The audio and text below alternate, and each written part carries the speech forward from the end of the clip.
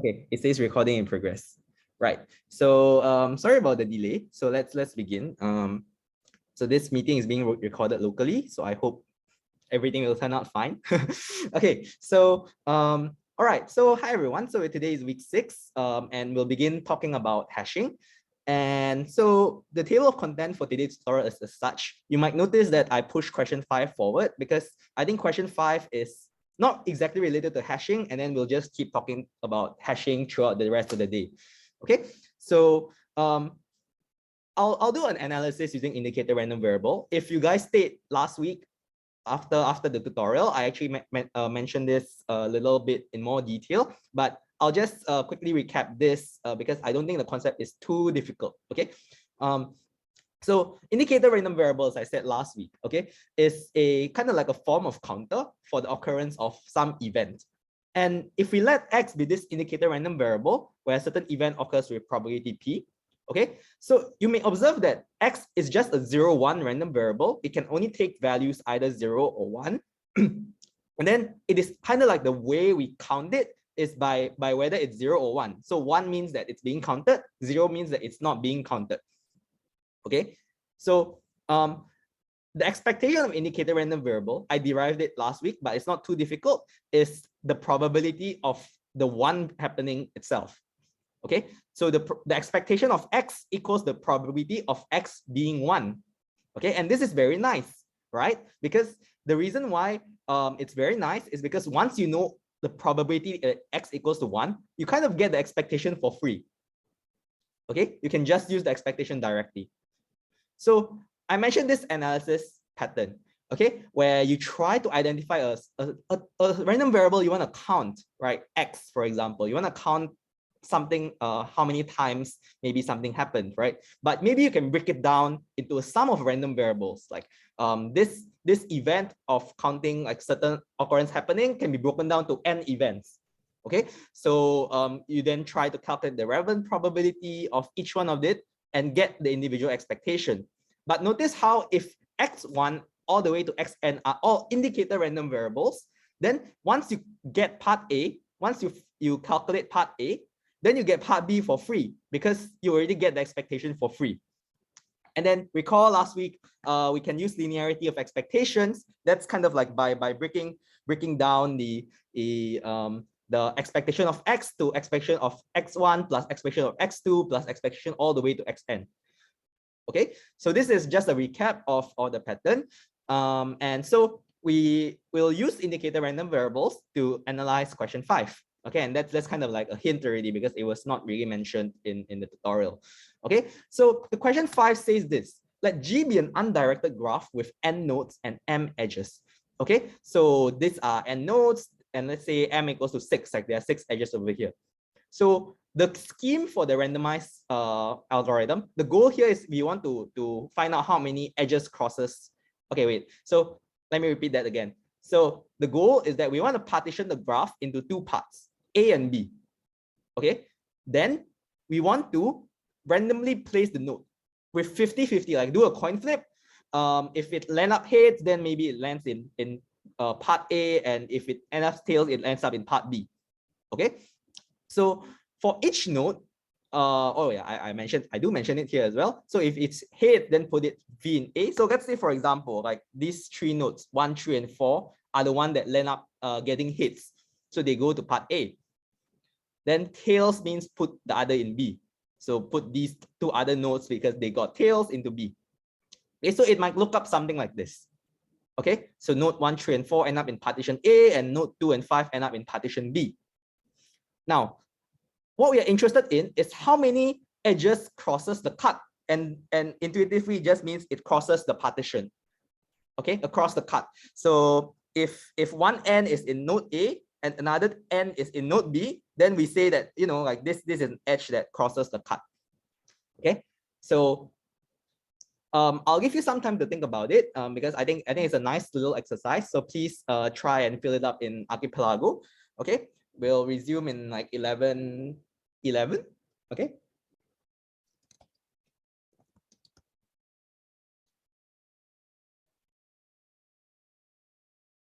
Any questions about indicator random variable and what the question means?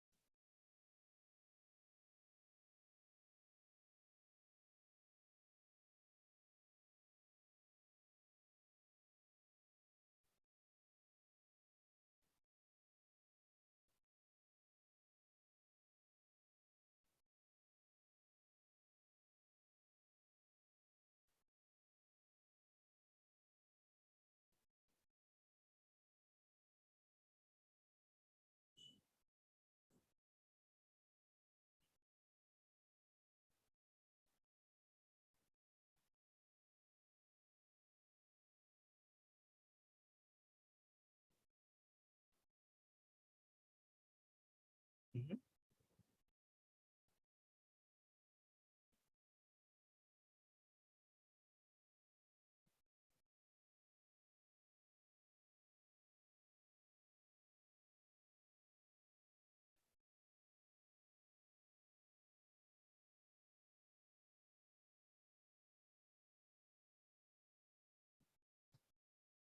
Here I see a couple of answers.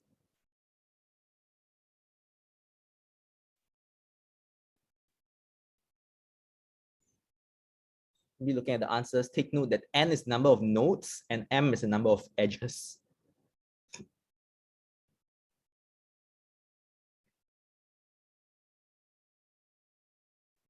Oopsie.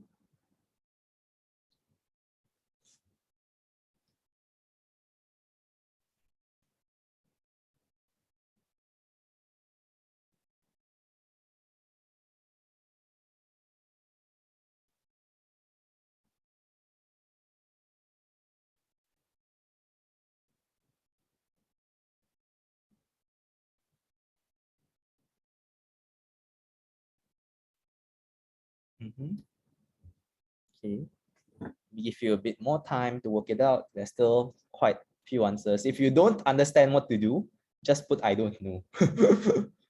That also helps me to figure out like whether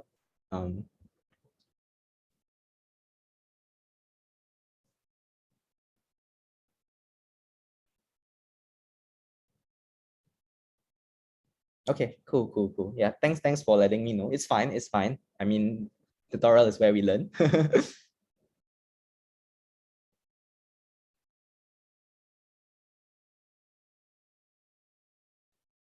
Okay. Yeah. Okay, cool.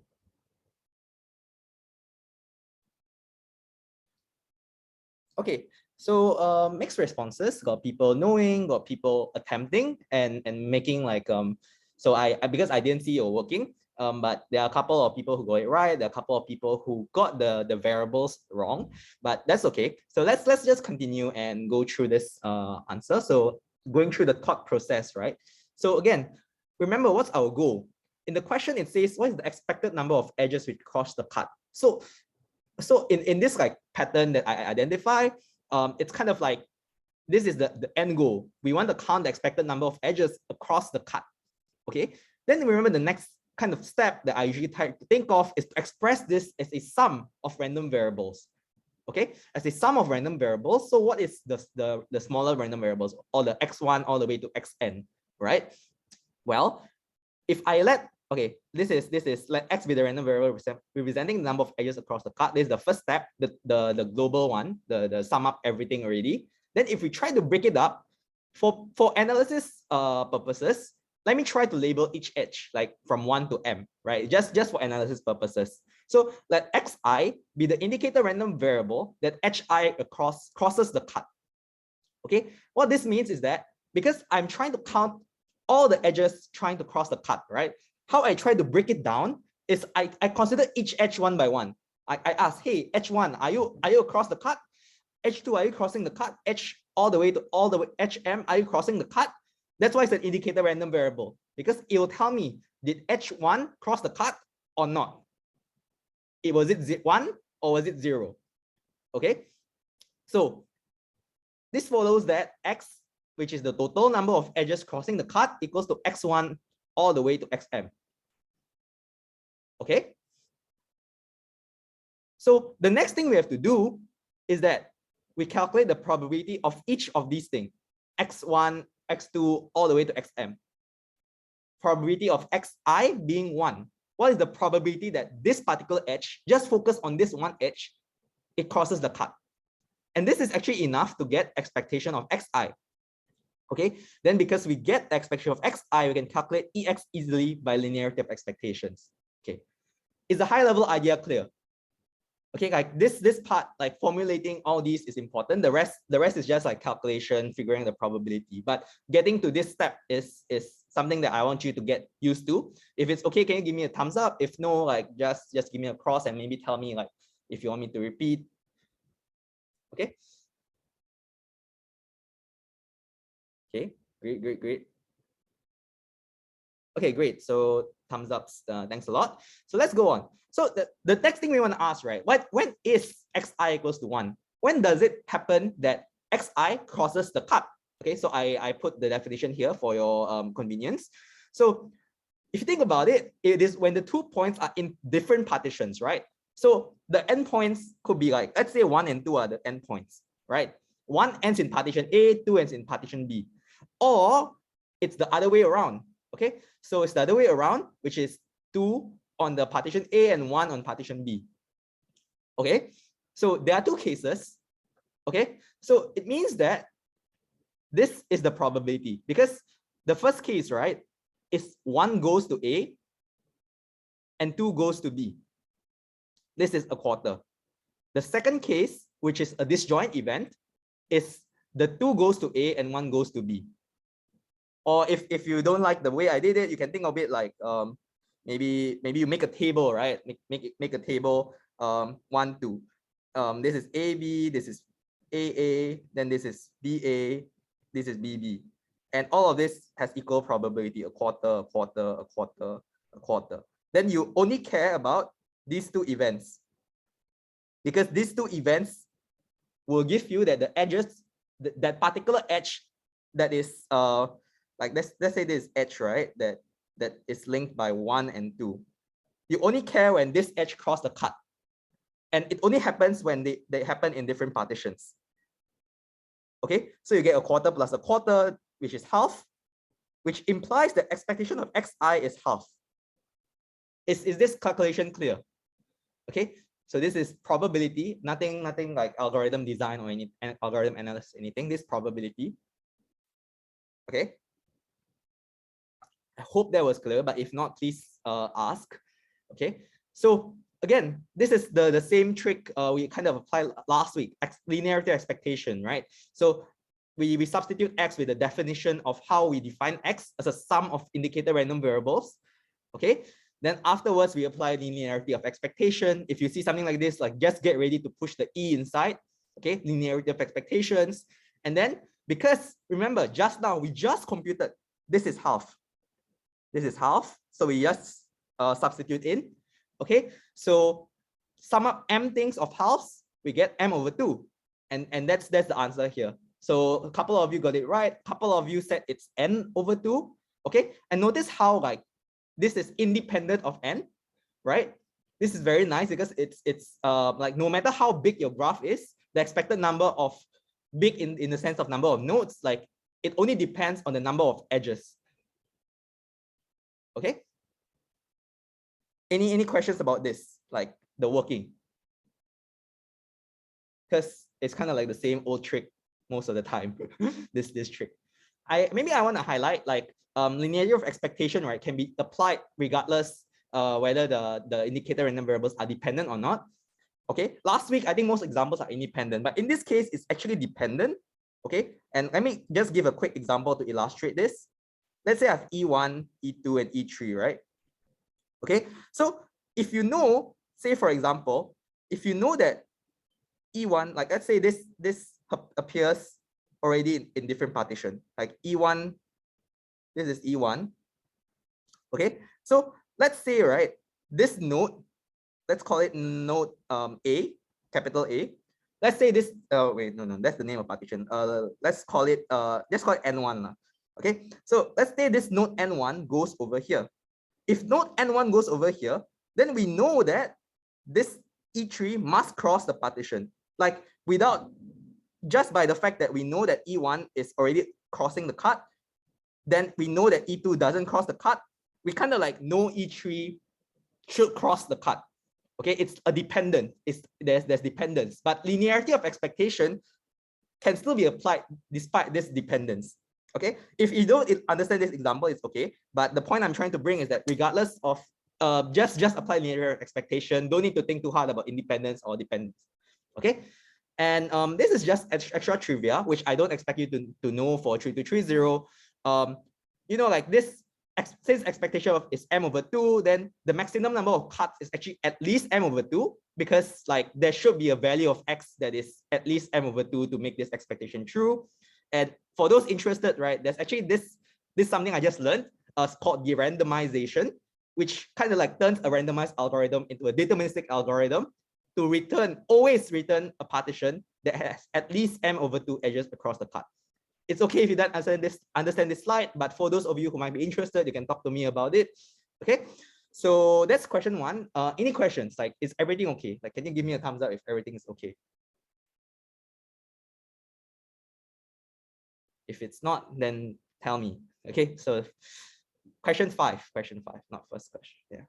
Okay, so now we'll be going to hashing. Okay, so let me just have a quick understanding from the archipelago, like maybe how many of you watched the lecture and how many didn't. Okay, looks quite balanced from those who answered. Slightly more on the yes, so that's good. Okay, but that's okay. Let me try to recap as much as possible. Okay, so now universal hashing, right? What's the motivation of it? So suppose your hash table uses a particular hash function. So this is like set from the very beginning. Everyone knows you're going to use the hash function, including the adversary. Okay, so because adversary has access to your hash function, right? It knows exactly, like if it uses the hash function, where your values are going to go. Okay, so ideally, typically for hashing, ideally we want it to be uniformly distributed across all the buckets, right? But if your adversary knows your hash function, it knows what it's going to do, then what it can do is it can force a worst case scenario where it maps everything to the same bucket. Okay, and this is bad, of course, right? Because we don't want everything to the same bucket, then we have to like search through this entire like linked list or whatsoever. Okay, so it's bad in general if your adversary knows exactly where your hash function is going. So the idea here is to make use of randomization. We want to fight against it. We want our adversary to not have an advantage. So instead of deterministically choosing the hash function, what we do is that we define a set of hash functions. There can be like 100 different hash functions. So we have a set of it. We randomly choose from one of the 100. Okay. And because of that, right, if we use that hash function instead, the randomly chosen one, the adversary can't possibly know for sure what it is. Okay, like we don't even know what it's going to be because we are randomly choosing it. Sure, the adversary has access to all the 100 hash functions, but it doesn't help for him because we are going to randomly choose only one of it. Okay, it doesn't know which one. Okay, so just randomly choose one of it, and it's safer, right? Because so what we want to do, right, is you want to choose from this like double quote good set of hash functions, and universal hash family is this one way to define this good set. Okay, of course, like you know, like if your set of hash function everything collides to the same bucket, then that's not exactly a good set, right? If collision happens a lot in the set of hash functions, but in a universal hash family, we kind of try to define this notion of like double quote good set. Okay, so this motivation for universal hashing. So let's go through the definition. This scary looking mathematics looking stuff. Okay, so don't worry, I'll go through it slowly. So suppose this is called script H, but Google Slides don't allow me to do that, so please forgive me. So maps U to M. What this means is that, let's say U is all the items in the universe that you want to hash. Okay, to M, which is how many buckets there are in the hash table. Okay, we say that this set, the script H, the set of hash function is universal if for all pairs, all distinct pairs, X and Y, right? Let's see. So the number of hash functions where X and Y collide, okay? So this is like you choosing a hash function, H out of the script H, then hash it, okay? Despite X and Y being different, they collide, okay? Out of the total number of hash functions, then we want this value to be less than equals to 1 over how many buckets there are.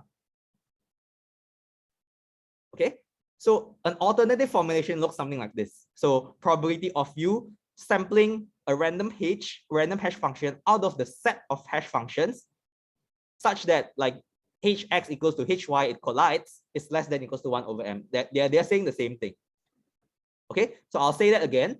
So universal if for all pairs of X and Y, distinct pairs X and Y, the number of hash functions that make those pairs collide out of total number of hash functions is less than equals to 1 over m. Okay, I'll go through an example first. Okay, so the definition up on the upper right for your reference, and let's say, so the pairs of items, right? Let's say our universe only has A and B. So the only pair of item is A and B. The M is number of buckets is 2 because the result is either 0 or 1. Okay, this is where it's hash, which bucket is hash 2. And the number of hash functions is 3, H1, H2, H3. Okay, so the left-hand side, right? Let's compute the left-hand side. So we only have pair A and B. So A and B, when do it collide? If you look at it, A and B collide only for H1, right? For H2 and H3, it's safe. They appear differently. Okay. So the left-hand side is 1 out of 3 because 1 hash function make it collide out of the 3 hash functions that we have. Okay. The question we want to ask is that, is it less than equals to 1 over M? Okay. We are in luck because the right-hand side, 1 over M is just half. Okay. Remember, there are only 2 values. M equals to 2 is just half. Therefore, we have 1 over 3 less than equals to 1 over 2. So this set is universal. So if you have a hash function H1, H2, H3 like this, it is universal. Okay. First example. Let's go through another example. So now our universe has more items, A, B, and C. Okay. And the pair of items that we care about are the distinct pairs A, B, A, C, and B, C. Everything else remains the same. 3 hash functions and the result is still 0 or 1. Okay, so let's remember the definition says we have to analyze for all distinct pairs. So we have to analyze for these 3 pairs. Okay, so let's analyze pair B and C first. Okay, the ordering doesn't really matter. So hey, very nice. For specific to pair B and C, the hash function, none of the hash function will make B and C collide. Very nice. Okay, no collision. So left-hand side is 0 out of 3. Okay, this is less than equals to half as we computed earlier. So this is okay. Like this is fine. Okay, so 1/3 of the battle done. So we are done with this pair. Let's consider another pair. AC. If we consider the pair A and C, not too bad. Okay, only 1 collision for H3, for hash function 3, but the rest don't collide. Not too bad. Not too bad. So left hand side is 1 out of 3. 1 hash function make it collide out of 3 hash function. Make the pair A and C collide. Okay, so this is okay. 1 over 3 is less than equals to 1 over 2. But too bad, alas, the pair A and B, right? It collides twice. Okay, so you think about it like, if it collides twice, does it still satisfy this condition?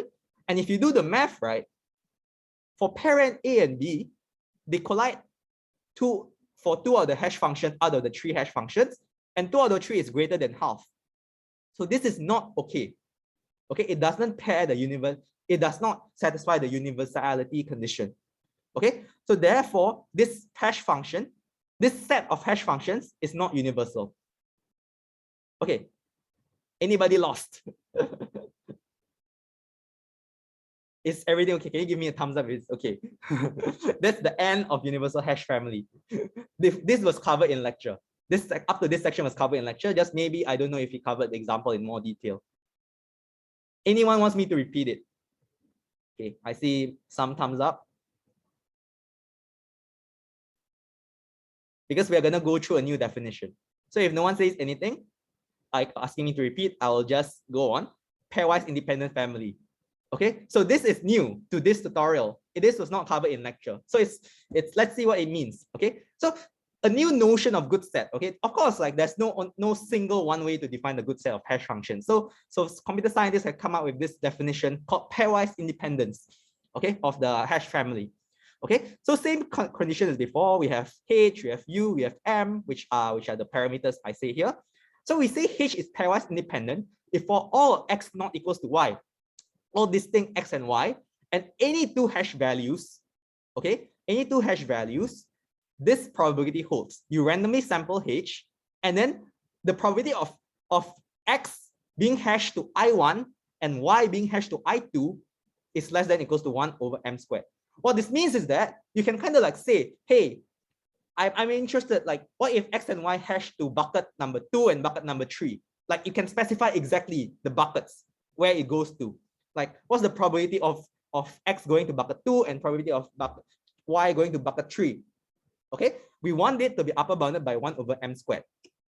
Okay, why? Okay, let's see a bit why. Intuitively, right? Think of m squared as all the possible pairs of I1 and I2.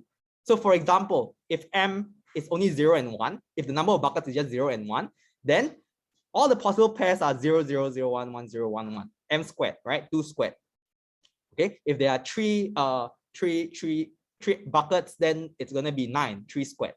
Okay, so think of it that way. So related to the independence, right? So if two events are independent, you can just multiply the probability. So you can think of it like probability of hx equals to I1 is upper bounded by 1 over m. Like imagine you want it to feel like it's uniformly distributed. Okay, so it's 1 over m, and the probability of the other one is also 1 over m. So you multiply it and it becomes 1 over m squared. Intuitively, hopefully this you can somewhat see why they define it this way.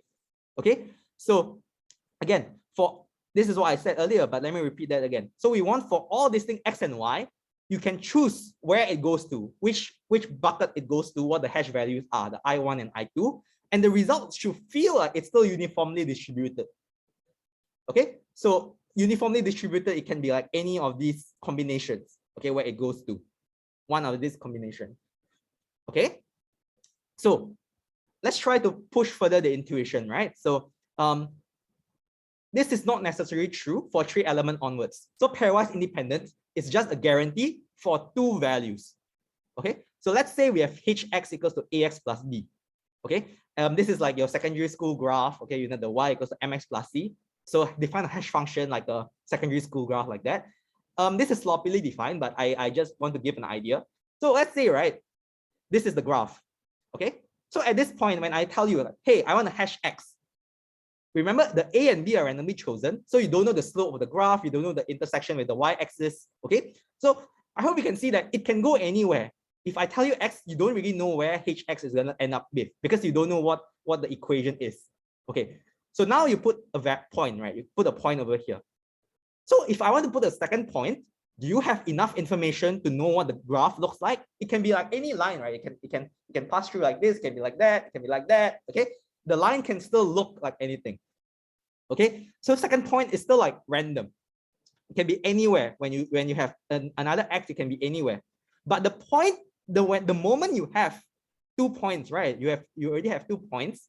We know exactly the equation of the line. So the third value that you try to hash, you will exactly know where it goes. Intuitively, pairwise independent is something like that, where you only have enough, like the independence, like it's once you have more than 2 elements that you want to hash, then it's not independent anymore. Like you know exactly where it's gonna go. Okay, so here's an example of pairwise independent family.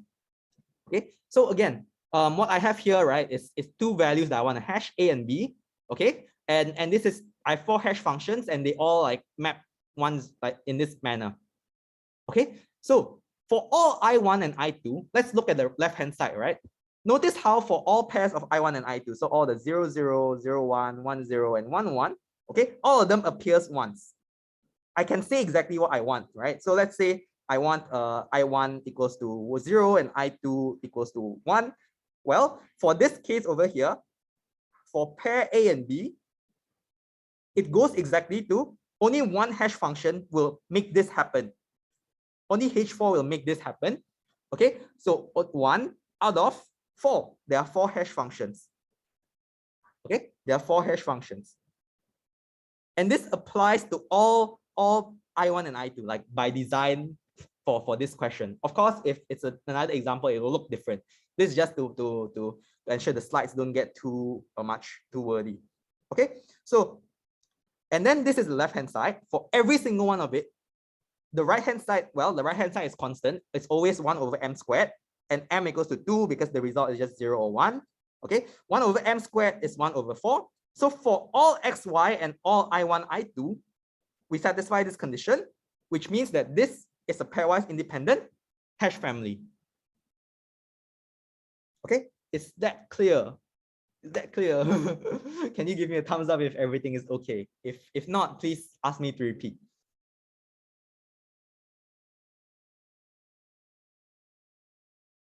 Okay. Okay, slightly less thumbs up this time.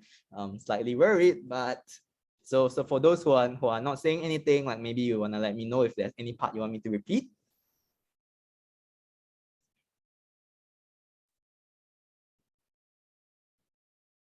Okay, I think I'll just go on then since no one's saying anything. The first question is trying to say, right, like, hey, I have these two families, pairwise, independent, universal. Is one of it stronger than the other, or are they like actually equivalent definitions? I just give you two definitions and spend like a lot of time to go through it, but somehow they're actually the same. Okay, so maybe I'll just let you try this particular question in Archipelago, and like just 2 minutes. It's okay if you don't understand what's going on, just let me know you don't know. Okay.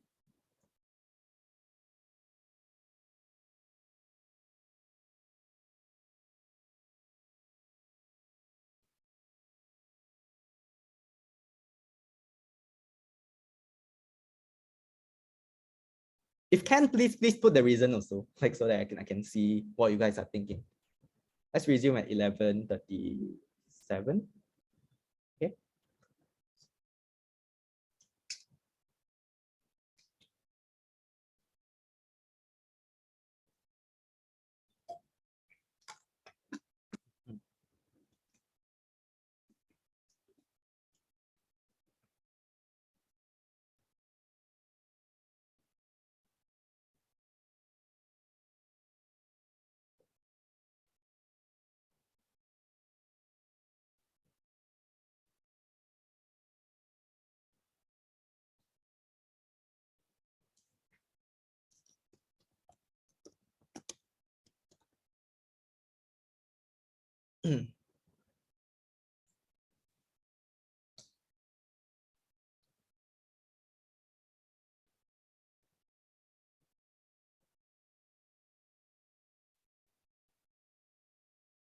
Okay.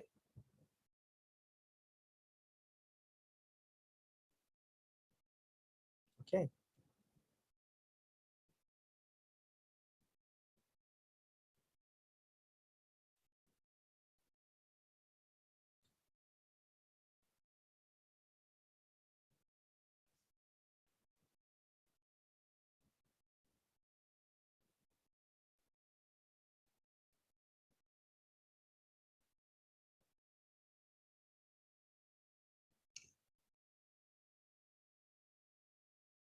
Okay. Okay. 11:37. Okay. Again, if you don't know, just said don't know. Then but a lot of you have answered. Thanks a lot. So I get a rough feeling. More people said yes than no. Okay. So let's see. Oh yeah, sure. Okay. So the person who PM me, sure. Yeah. So, all right. So pairwise independent family, the answer is yes, really. It's okay, because pairwise independent family is always universal. But why? So here's a proof strategy, right? So we are interested, start from the left-hand side of the universal hash family. Then we try to express it similar to how a pairwise independent family is. We use its property and then show that the right-hand side still holds. Okay. So this is the strategy that I want to use for this proof.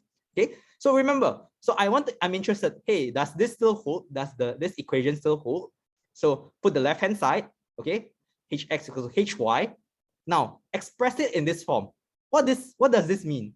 Okay, this means that if hx equals to hy, it kind of means that I can choose the i's exactly, right? I can choose the i's exactly. I want them to be equal. I want both of them to be equal, but the event that they are equal, right? There are many possibilities. Okay, because let's say if the hash values, right, hash values range from like 0, 1, 2. Then there are three cases over here, right? I equals to 1, I equals to 2, I equals to 3. This first probability considers all three cases. So therefore, when we break it down this way, we try to sum it up. We also sum it up across all values. Nice. So someone saying like, wow, that is big brain. Yeah, pretty cool. Okay. So because the definition, this is pairwise independent, right? So remember, we have pairwise independence. What we are interested in is it still universal hash? So it means by assumption, we start out with a pairwise independent family. This we substitute by 1 over m squared. And because there are m possible hash values, we get m times 1 over m squared. Okay, then this is equals to 1 over m, which proves that it's still a universal hash family. Big brain. Okay, anyone not getting this analysis? If it's okay, please give me a thumbs up. Okay. Nice, nice, very nice. Okay. All right. So naturally, we want to ask the other way, right? So is a universal family still pairwise independent? Because if it implies that it's still pairwise independent, it means that they are equivalent definitions. Okay, it means they're equivalent definitions. So it's the other way around. Maybe I'll just give you a minute to think about it, but no need to fill in archipelago, like interest of time. Just try and make a guess, you know, like, do you think it is? Do you think it's not? Okay.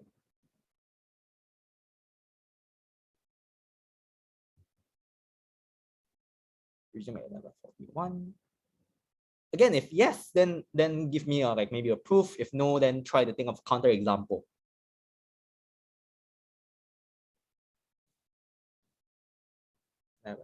One.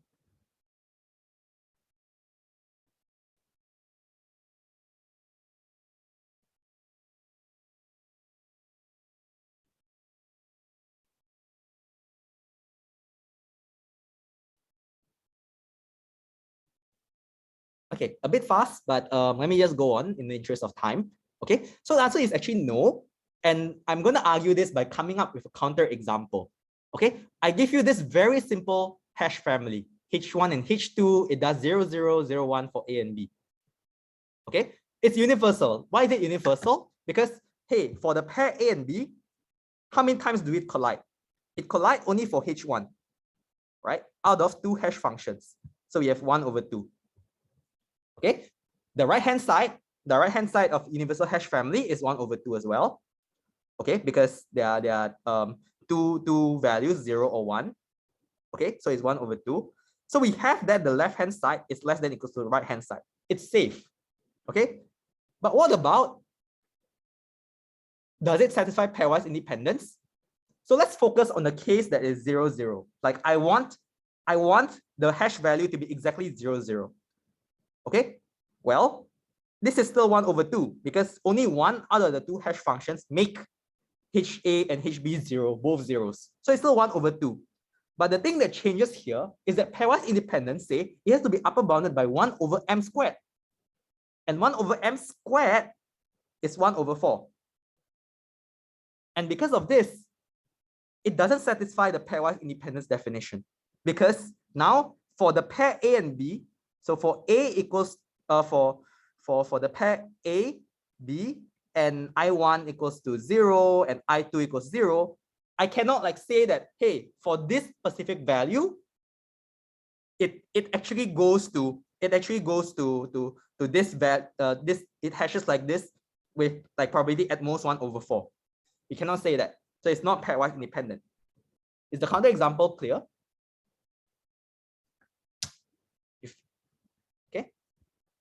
If it's not, just let me know again. But what this implies, right? What these two questions implies is that the pairwise independent family is actually a stronger notion of hash family. Okay, it's kind of like a better set, so to speak. Okay, intuitively, right? Why, if you want to convince yourself intuitively, why does it work, right? It's because pairwise independent family, can think of it like you can freely choose any pair of hash values. So it's like stronger because like you can exactly say what I want to be, what I2 is. But in universal hash family, you are kind of limited to only hashes that collide. So it's kind of like more restrictive because you only know what happens if I1 and I2 are the same. But for pairwise independent, the stronger one, you can freely choose. It can be 1 and 3, it can be 2 and 5, okay, and so on. So intuitively, that's what happens. Just extra stuff, you don't need to know this. Took it from a randomized algorithm class. Okay, so there is a generalization to like just now it's just 2 universal, so to speak, only for pairs. But what if you are interested in k values being the same? So there's this notion as well. Same for pairwise independent family. It can be generalized to k values as well. Okay, no need to know this. Okay, so summary of hash family. So the adversary, if you just have one hash function, it's just deterministic. Okay, that one, avoid that at all costs. A better version if you use universal family, and if not, if you can get a pairwise independent family, that's even better. Okay, cool. Okay, so I'll go on to the next section, question 3. So now you have a hash function from a pairwise independent family. So you're given this strong guarantee that it's a pairwise independent family. I want to hash n distinct elements. Okay, I want to hash n elements. I'm interested, hey, what is the expected number of elements that hash to a particular slot j? Let's say j equals to 2. Okay, I'm interested how many elements go to that slot. Okay, so can you try and think a little bit about what to do here?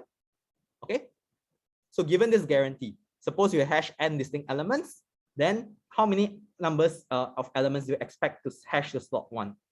This was changed to j. Okay, so I'll give you like 2 to 3 minutes in Archipelago. I hope we have enough time. I think we have enough time if I skip answering the question 4. So, but I'm interested in question 3.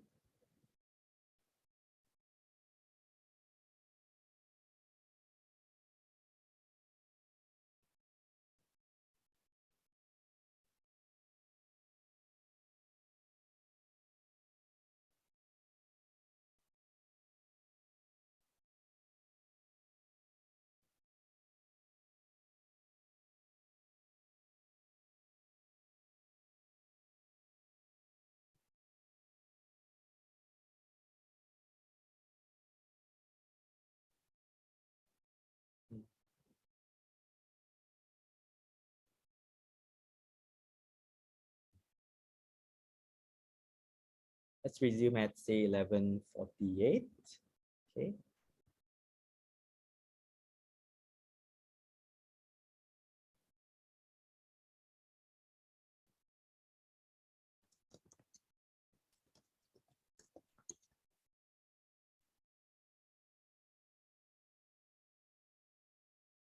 It's just an MCQ. So maybe at this point, if you're stuck, a little hint is again, think of indicator random variables.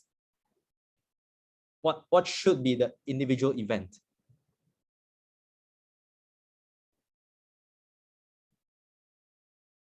The individual indicator random variable that sums up to the total count.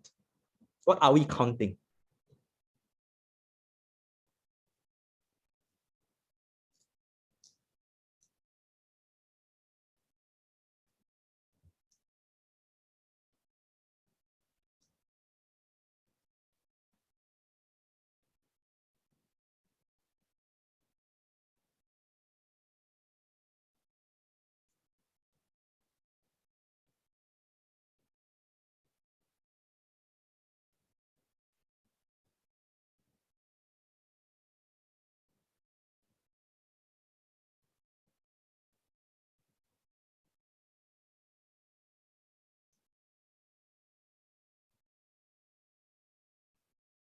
Okay. There are a couple of answers. There are a couple of correct ones, and there are a couple of the trickier answers, trickier choice that I think a lot of people will choose. Okay. Okay, it's about time, but just make a guess or say you don't know if you don't really know what to do. Okay. Okay. So again, as I said earlier, right, the strategy over here is to make use of indicator random variables again. So it's a recurring theme. I hope every time you see this, you're like, oh, indicator random variables. Okay, so our goal, right, is to find the expected number of items hashing to a particular slot j. Again, I want to formulate it in this way. This is our goal. So let x be that random variable representing the number of items hashing to slot j. Okay, how do I break it apart? Okay, so I have a specific slot. How do I break it apart to the indicator random variables? Let xi be the indicator random variable that item I, remember I have n items, okay? So I want the ith item to hash to slot j. Okay, I hope you're not confused here.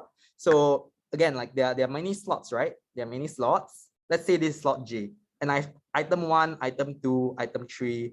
I'm interested how many slot to that slot. So this is x1, this is x2, this is x3. Okay, visually that's how it looks like. So x equals to x1 all the way to xn. And the next thing you do is to calculate probability of xi being 1. And that is enough for you to get to the expectation. And then we just apply linearity of expectation. If you get this far, I'm happy enough. Okay. If you get up to this far, it's happy enough. Maybe calculating probability is a bit trickier. Okay, so what is the probability of xi being equals to 1? Okay, I suspect some of you just apply 1 over m squared, judging from the answers, right? So, but it's not quite, because the pairwise independent, right? Oh, wait. Okay, this is how we define the indicator, right? So hashing xi equals to 1 means hxi equals to j. Okay, some of you might apply this directly and then times n to get n over m squared. But the thing is, right? Pairwise independent kind of like sets another, it's kind of like locking another value in. Okay, yes, another value in. Okay, so you have to sum up over all the other for all the other like other pair, the other half of the pair. Okay, so you fix here, right? Let me show closely what's going on. You fix this, and then you kind of like introduce a dummy thing that you imagine you are hashing, and then it ranges from 0 to m minus 1. Similar as before. So imagine this is the space. This is probability space of hashing xi equals to j. Okay, so you can imagine like it's a summation of all these parts, like all these little parts over here, where the other one hashes to 1, the other one hashes to 2, all the way to hashes to m minus 1. So you have to sum up over m minus 1 from 0 to m minus 1. Okay, so this is probably the key that maybe some of you might have missed. Okay, so let me know if you don't understand this part. But this is upper bounded by the guarantees of pairwise independent. Remember, this is what we start off with. Our assumption is that we take from a pairwise independent family. So this is upper bounded by 1 over m squared. Okay, upper bounded by 1 over m squared. And then, well, there are m things, there are m hash values. So it's upper bounded by 1 over m. Okay, this probability is 1 over m for this particular item I. Okay, so recall. Now, this is literally applying the same thing that we have done many times earlier. It's linearity of expectations. So if I have n things, I have n indicator random variables, just multiply by n. Okay, of course, you have to show the respective steps, the indicator random variables and expectation of a linearity expectation to get n over m. Okay, so maybe quick sanity check, right? A lot of you put n over m squared, presumably because of that. Now imagine, right? A quick sanity check. Imagine if everything is n over m squared. Imagine everything is n over m squared. How many buckets there are? There are m. So in total, if you multiply this, right, you get m times n over m squared. Like we are interested because you are saying, hey, upper bound of expectation is at most all n over m squared. But if you multiply over all the m buckets, right, you get expected for total that goes inside here, upper bounded by n over m. Do the math here, n over m. And it suggests, this value suggests that you're only hashing n over m things, which kind of contradicts the fact that you originally started off with n elements. Somehow you start off with n elements, and then you end up with only n over m things at most, like over all the buckets. Okay, so this might be like sanity checks why it might not be n over m squared. Okay, so we are running out of time, 11:53. So I'll just go on to the next question. The next question is just saying, hey, just now you started off with pairwise independent. What if we have a universal family instead? Okay, because our answer was upper bounded by n over m. Does this bound still hold for universal family? Is it still at most n over m? Okay, so I won't give you time, but I'll just spoil the answer now. The answer is false. Okay, why? Okay, so again, if I say false, I have to give a counterexample. Okay, so from question 2, this was from question 2. I showed this earlier, this hash function earlier. This is universal. Okay, so trust me there if you forget why it is. Okay, so n over m, there are n things. How many things do you want to hash? A and B only. How many values can you hash to? 0 and 1. There are 2. So n over m equals to 1. Okay, and this is n over m is the value that we got in question 3, right? The value we got in the previous question.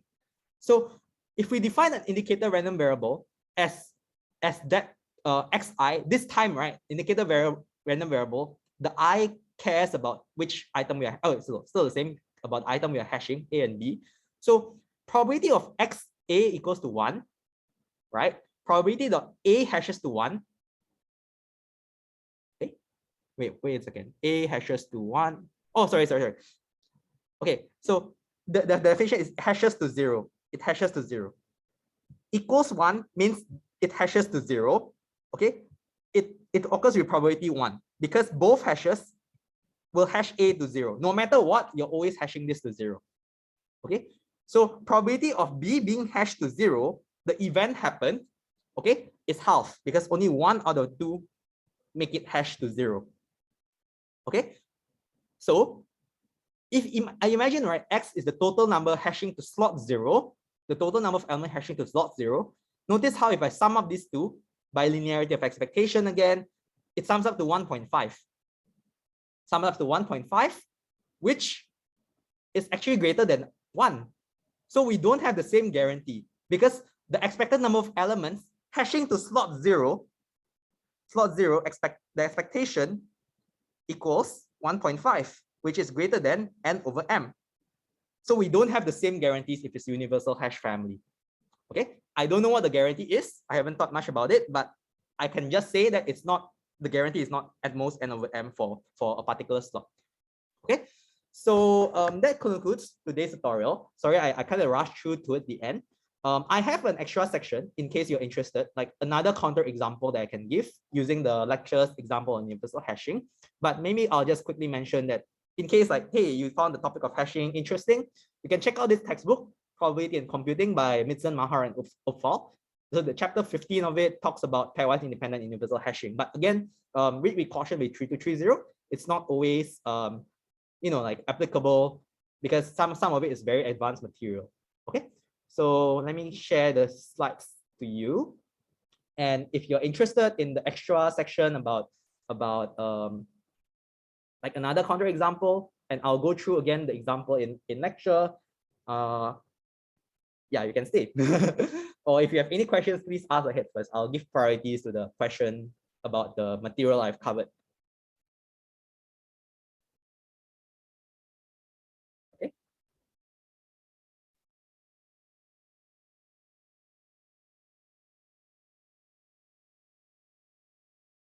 I hope the recording ends up fine because I'm recording locally. I'm scared that my face will block the upper right screen.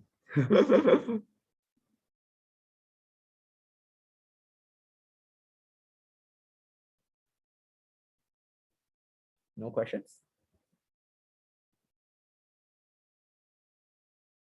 Pleasantly surprised because typically when I run the past tutorials last year, there are a couple of questions about the math in the later questions.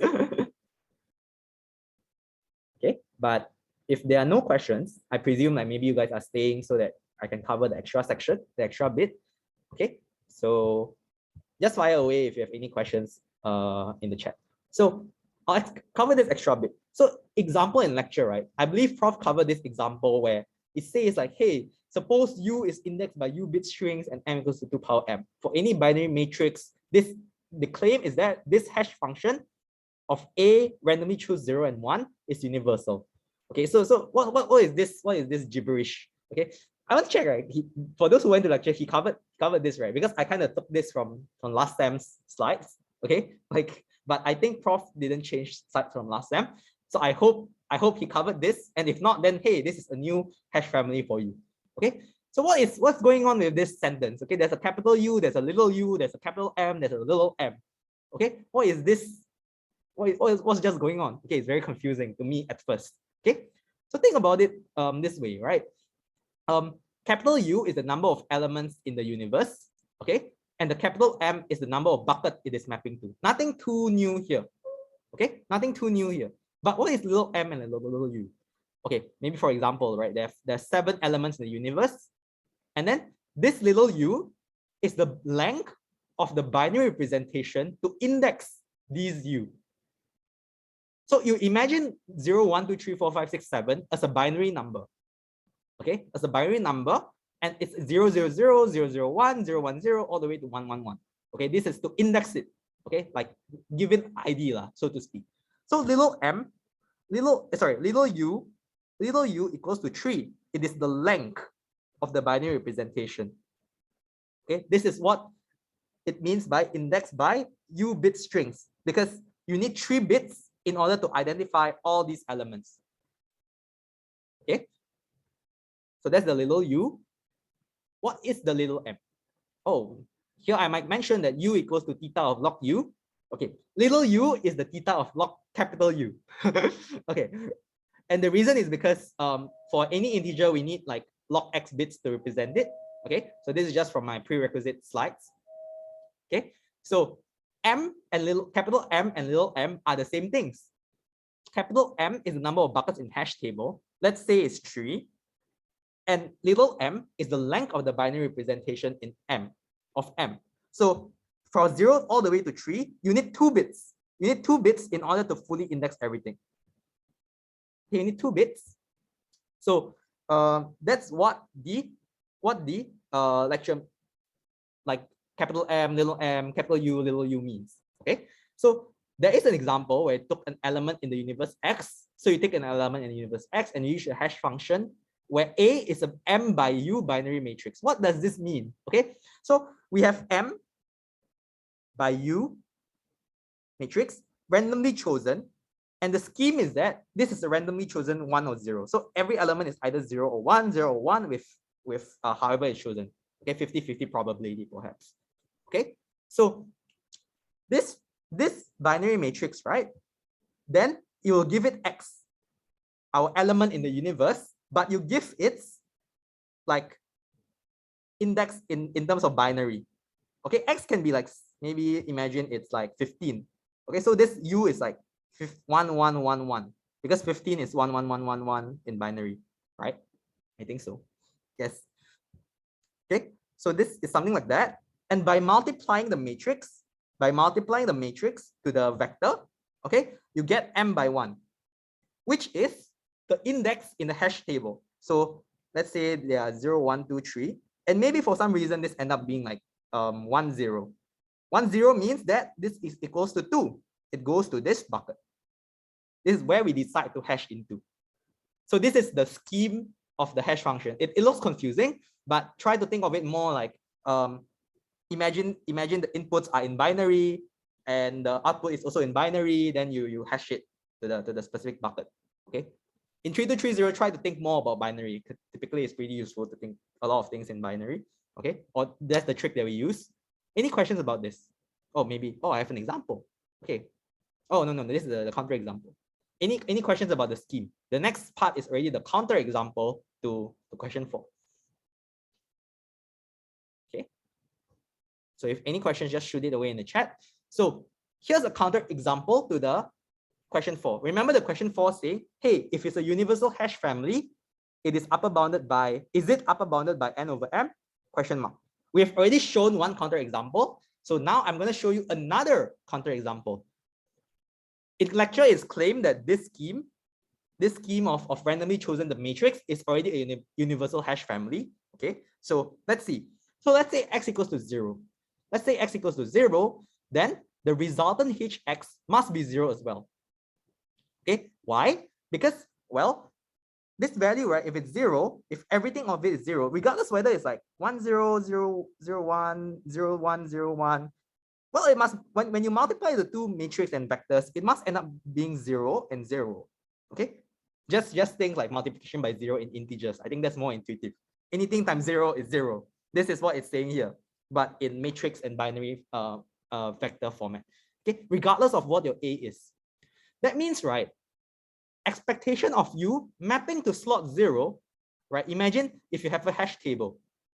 A hash table has values, buckets either 0s, bucket 1, bucket 2, bucket 3.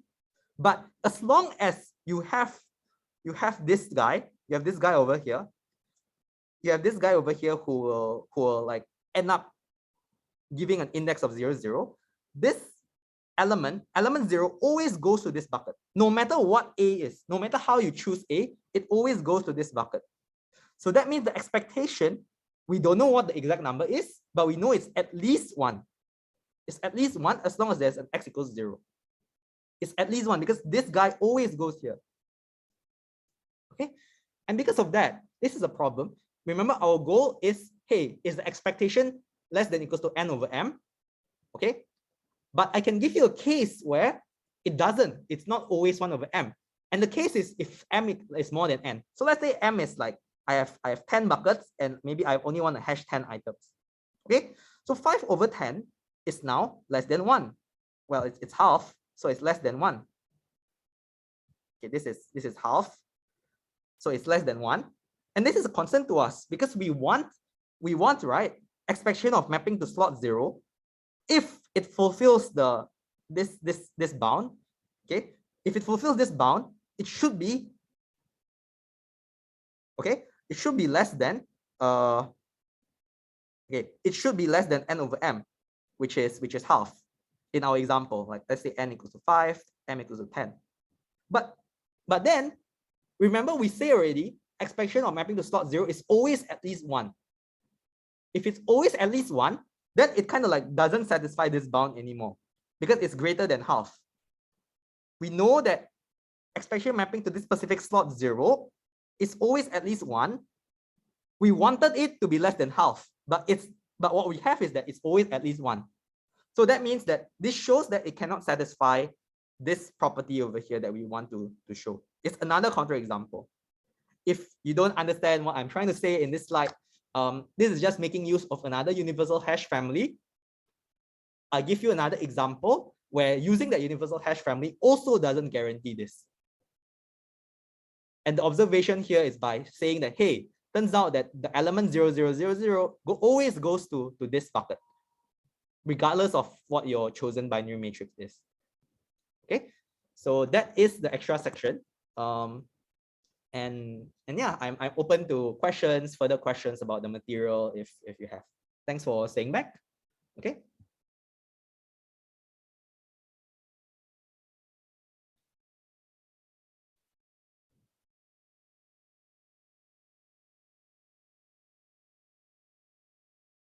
If you want to ask any questions and you are paiseh about it, maybe I can also stop recording. That's fine also.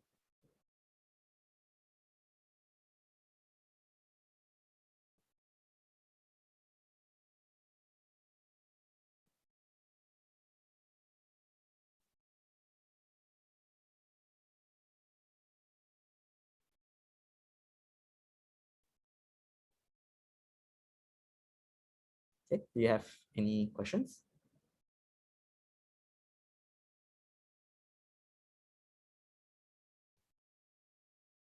Or are you just AFK?